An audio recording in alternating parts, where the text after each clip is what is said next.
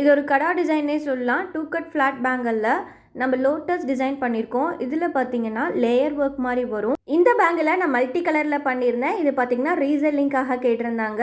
So ரீசெல்லிங்க்கு எது பெஸ்ட்டாக போகும்னு கேட்டிங்கன்னா கண்டிப்பாக வந்து இந்த மாதிரி மல்டி கலர்ஸ் சாய்ஸ் சொல்லுவேன். ஸோ மல்டி கலர்ஸ் வந்து ஈஸியாக நமக்கு மூவிங் இருக்கும்.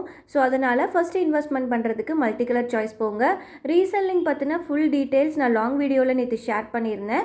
ஸோ அதோட லிங்க்கை டிஸ்கிரிப்ஷனில் கொடுக்குறேன், மறக்காமல் செக் பண்ணி பாருங்கள்.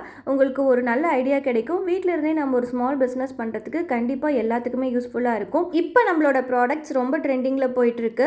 ஸோ யாருக்காச்சும் ரீசெல்லிங் பண்ணணும்னு ஆசை இருந்துச்சுன்னா கண்டிப்பாக வாட்ஸ்அப் பண்ணுங்கள். ஸோ எல்லாத்துக்குமே எல்லா விஷயமும் டக்குன்னு போய் சேராது இல்லையா? ஸோ அந்த மாதிரி கொஞ்சம் கொஞ்சமாக தான் ரீச் ஆகும்.